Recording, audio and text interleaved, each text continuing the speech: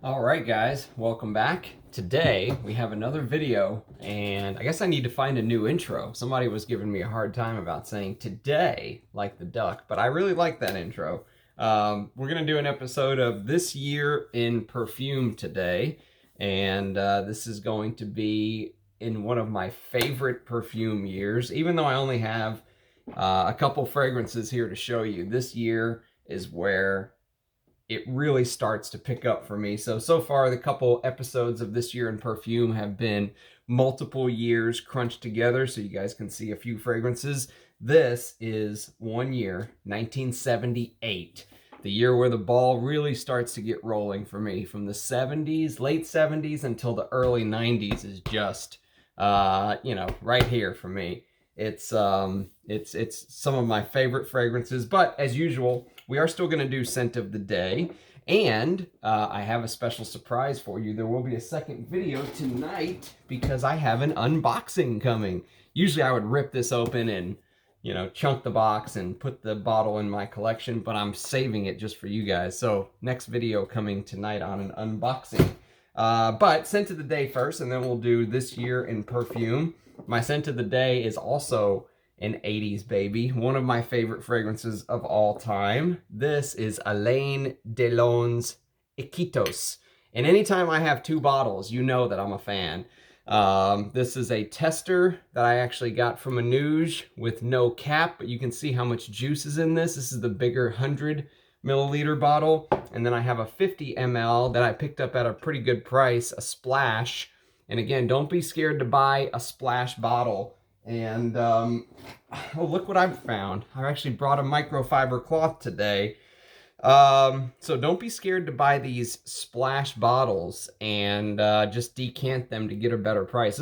I got this for almost half price of what they were selling 50 ml sprays for 18 months ago or so. And this is such a beautiful fragrance. This could easily have been a female fragrance, by the way. And in fact, I believe when it was presented to, this was presented to Dior first, who turned them down on Iquitos because they said that no man should smell like this. This is 1987. This is a Gerard Anthony note, which his name will come up again later on today. He was an absolute monster with what he put out in the 70s and 80s. And Iquitos is a floral oak moss bomb. There's no other way to describe it.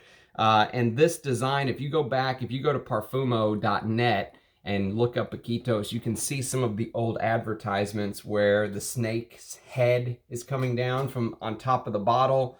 This design is supposed to be like a snake's head, as you can see that shape, coming at you.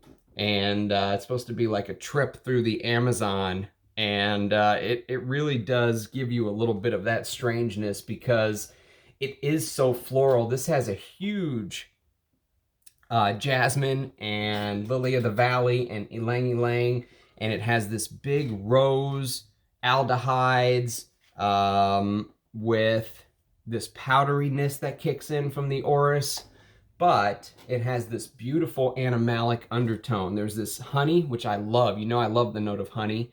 And underneath it all is this gigantic oak moss from the 80s. That's why this fragrance had to be discontinued once IFRA started on its campaign to destroy these old fragrances and replace them with, modern synthetic fragrances. This could not continue to be made. The oak moss is what does this. This would be a pure feminine fragrance if it wasn't for which there's nothing wrong with that. I've talked about how much I love fragrances like Opium, Poison, Pietra alla Scala, stuff like that I have come to really, really love. So I have no problem with that at all. In fact, yesterday to bed, I wore Trussardi's Python for Women, which is this Samsara-like fragrance, but with this amped up chocolatiness. Beautiful fragrance. So I have no problem with that. But what keeps it a little bit masculine, and I still think this would smell amazing on a lady, is the oak moss. The oak moss in the base and the leather and the patchouli. There's this civet note in this as well. So it's a little bit animalic, but it's not too much. It's never overdone to me. Love this fragrance. Love it to bits. So glad I have 2 bottles because it's getting harder and harder to find. The prices are getting outrageous.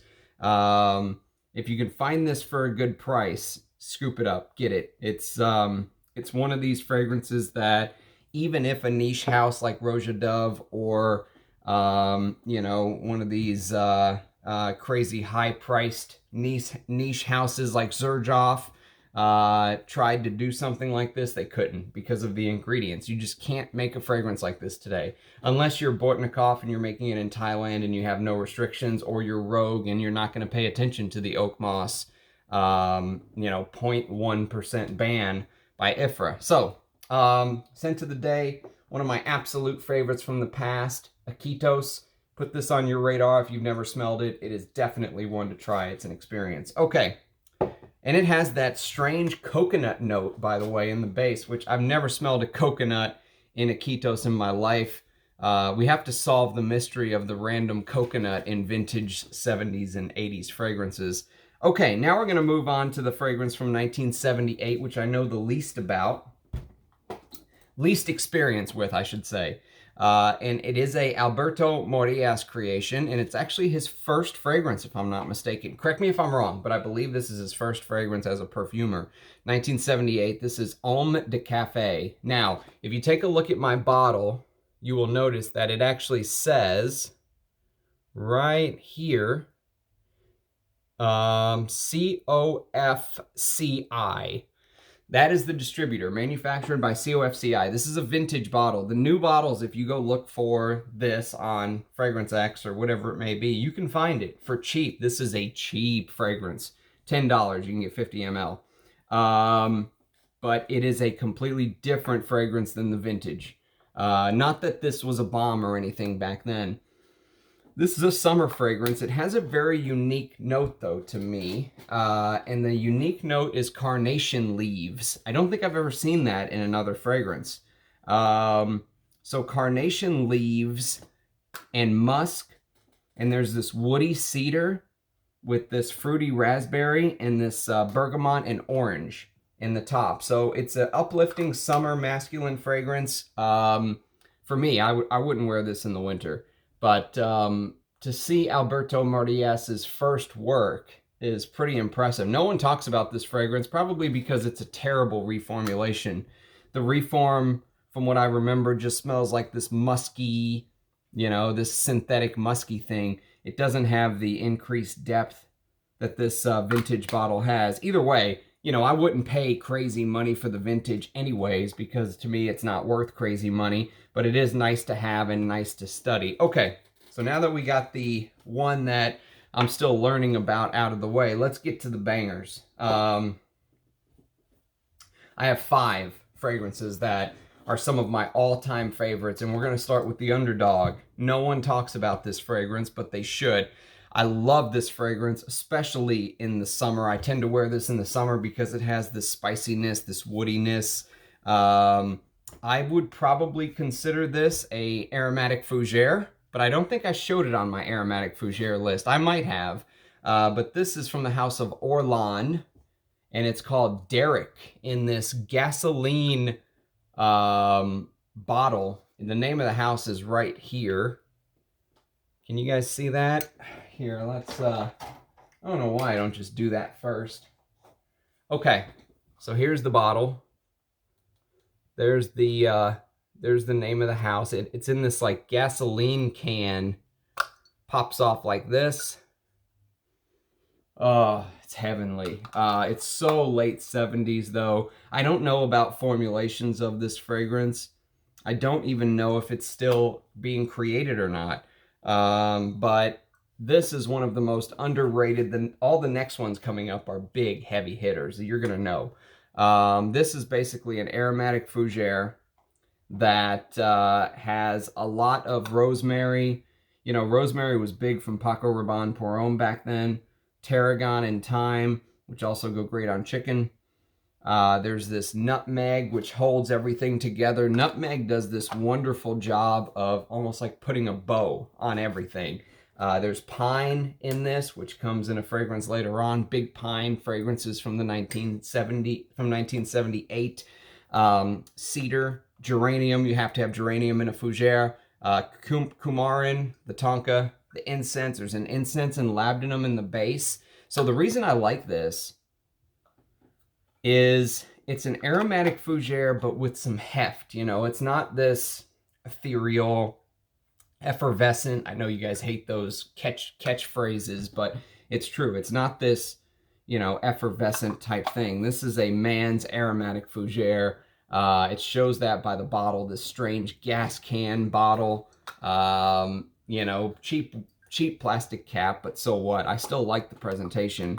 And, you know, a lot of these other vintage fragrances coming up, they get all the limelight, they get all the hype. I don't hear anyone talk about this. I think I heard Chris from Scentland talk about it once or twice, and that's it.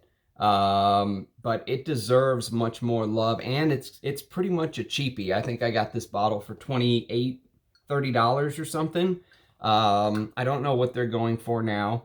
I don't even know if it's still in production or if it's been discontinued or what. But if you can get your hands on this, if you love, you know, vintage fragrances, check this one out. Okay, next we're gonna move on to one of the all-time greats. Again, Gerard Anthony makes an appearance. This is considered to be by many to be the greatest aromatic fougere ever created. This is Azzaro pour Homme in the vintage sticker formula. The new ones have the A embossed onto the actual bottle. And this is a splash. Again, don't be afraid to buy splash bottles. Oh, this is masculine juice in a bottle. This is so good. It is the anise note in the top. The anise note in this is one of the best anise notes in perfumery. Mixes with that lavender, the big oak moss in the base, because this is the vintage. You get that amped up oak moss, leather, and then there's this beautiful iris note, which, as heavy as all these other notes are that I'm talking about, iris just, you know, smooths everything out, but it's not powdery. It's not powdery like Iquitos is powdery. You know, this stays in the realm of a classic aromatic fougere. I love wearing aromatic fougères in the summer for some reason. So good. If you can get a vintage with the sticker, do it. Forget all the other formulations. If you can find one with a sticker, get it. It's better than the new stuff. This is, again, Hall of Fame fragrance. When people think of the greatest masculines of all time, barbershop-y type fragrances, this is the king. This is the grandfather. You know, you could say Fougère Royale from the late 1800s is the grandfather, but this is the more modern grandfather. How's that? And then we're going to move on to the House of Lagerfeld, which, again, all these next three fragrances I have 2 bottles of. If I have 2 bottles of something, you know I love it. Here's my fingerprint magnet. Let's wipe this down for you so you can get a good look at how beautiful these bottles are. This is initially put out as a fragrance called Karl Lagerfeld Cologne. They then changed it to Classic when they did the reformulation. So here's the 2 bottles. Lagerfeld designed these, by the way. You're supposed to be able to go like this and pull the top off. You hear that clink in the old one. Now look at the new one. It's plastic, right? But he designed this bottle with the ring here. Very iconic. This is the fragrance that Al Pacino wore to get into character when he played Scarface. And this new one is formulated by Inter Parfums, and I've noticed that Inter Parfums does very good jobs on reformulations, to me. Just my personal opinion. When you're buying a new fragrance, if you're getting an Inter Parfum fragrance, you're probably getting a pretty good fragrance. And they did a good job on this. Obviously, the vintage is better. You can see right here it says Lagerfeld Cologne Spray. And you can see Lagerfeld is, whoops, I guess I should hold it the right way for you guys. It says Lagerfeld Cologne Spray. And Lagerfeld is in different font than the new one. Look at the new Lagerfeld font. that says classic, and look at the old one. So you can see it's different font, and look at the color of the juice. Definitely different. This has amped up oak moss. It's much more masculine. And it is amped up tobacco, I feel like, as well in the vintage. It's more masculine for sure. There is a beautiful aldehyde note, which aldehydes is something that I don't always love, but when it's done so well, this is also powdery. These two are two of the most powdery masculine fragrances you could think of. And they both work so well sometimes, especially in the cold, because that powderiness tends to kind of come through, just keeps, forms this bubble of warmth around you. This is this beautiful amber, one of my favorite amber fragrances, especially during the winter. There's the most amazing note of orange, just like the juice color. You get this beautiful orange, take that mixes with the amber. There's orris in this that makes it powdery. There is rose and jasmine, but the tobacco and sandalwood and oak moss, God, amazing fragrance. One of my favorites from 1978. I don't know if I could rank this, to be honest with you. I would have too hard a time. It would be like picking children. 1978 is where my love really of some of these fragrances really starts to kick in. This, Azzaro, Derrick, the next couple, I don't know how I would rank them. I really could. I don't know if I could do it. But you need a bottle of Lagerfeld, even if you just get the cheap $20 one. This is a 150 ml bottle. This is a 125 ml bottle. This is distributed by Bethco. I think there was, before Bethco distributed Lagerfeld's, Lagerfeld themselves distributed it. But either way, whether you get Bethco or Lagerfeld, as long as you get the one that looks like this and says Cologne, you're good. You're getting one of the vintage bottles with the amped up oak moss and tobacco. Very, very masculine for an amber. This is like, MFK, Francis Kirkjohn, is, well known for doing some of these masculine ambers, if you will. Or he tries to. He did it with Gaultier too, and he did it with Grand Soir, and he did it with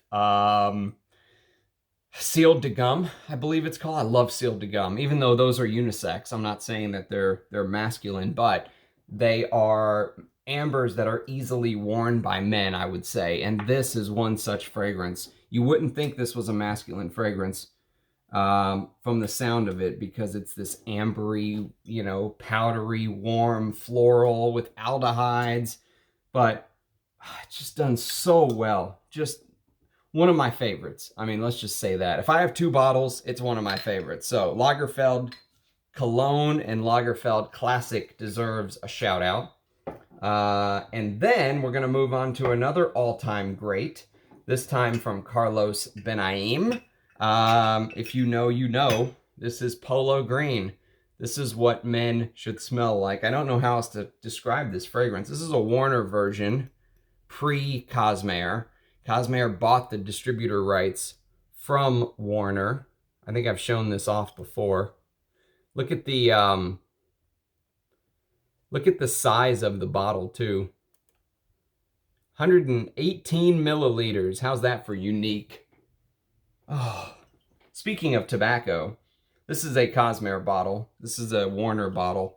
And this is one of the best Chypre fragrances I've ever gotten the pleasure of wearing. It's this green, piney Chypre with big dose of tobacco, leather, but there's also the beautiful floral heart. It's got carnation, geranium, jasmine, rose.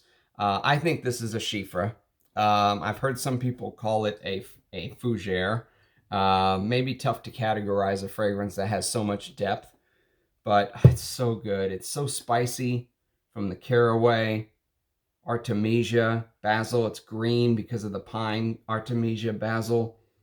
that leather note. So masculine. I feel so at home wearing these fragrances. And Carlos Menaim, what a fragrance to go from this, you know, to Music for a While, to Dunhill's Icon. I mean, what a career Carlos Menaim has had. So 1978, Polo Green, one of the greats. And then maybe my favorite of all of these, which is really saying something, and it's one that I don't think a lot of people would put as their favorite. I'm not saying it is. I don't know how you could say it's better than Azzaro Pour Homme or Polo Green or Lagerfeld Classic, but this is Van Cleef and Arpels Pour Homme. Now this right here, this 50 ml, this is an older bottle. And as you can see, it just says Van Cleef and Arpels Paris, EDT, no Pour Homme. And if you look at the bottom, there's no sticker. There's just some information. It says 50 ml. It says 50 ml, 1.7 fluid ounces, and there's a number written on the bottom. I don't know if you'll be able to see it. But there you go. And then the newer version, which this is discontinued, it actually says Pour Homme on the front, and it says Van Cleef and Arpels. And if you turn it over, there is a sticker instead of, you know, embossed on the bottle. So I think this is maybe 20 years old. I think this is maybe 30, 35 years old, but I really don't know. 1978, this is one of my favorite masculine rose fragrances of all time.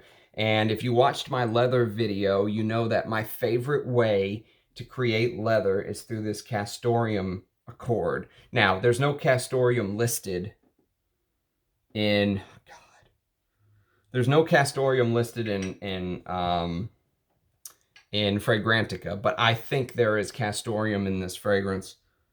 I get this castoreum feel in the dry down that I love so much, and then the rose that is in this is so impeccably done.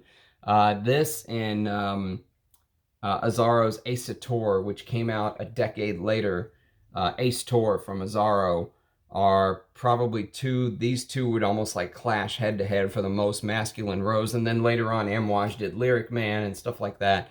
But I love this fragrance so much because it has everything I love. You know, it has that leather, it has the amped up oak moss. However they built the leather accord, whether it is so good. Whether it's castoreum or not, I don't know. But I love, there's orris root. I love how it's a little bit powdery, but it stays so masculine. A lot of times, like fragrances like this, Iquitos or Lagerfeld, I would say I would love to see a woman wear that because I think it would be beautiful on them. This, to me, is just masculine to the nth degree. I can't imagine a woman wearing this. But nowadays, maybe. I mean, maybe it would work. I could always do a comparison video on the different formulas. That's real, you know, fraghead content right there, comparing an older bottle versus a newer bottle of a discontinued fragrance. Very few people want to watch content like that. There's also this old school carnation note in this, which I love. So again, 100 ml, 50 ml, anytime I have two bottles, you know, you're talking my legendary fragrances. Van Cleef and Arpels Pour Homme is right there. So this is a breakdown of the fragrances in my collection from the year 1978. This is a spotlight on the year 1978, and the first this year in perfume where we've only done 1 year. So I hope you guys have enjoyed it. If there are other fragrances from 1978 that I should try, let me know. Or if you have some experience with these fragrances, I would love to hear your thoughts. I love, you know, interacting with you guys and talking with you in the comments. And check back later tonight actually, for the unboxing video that's to come. So cheers, thank you for watching, and we'll see you soon. Bye.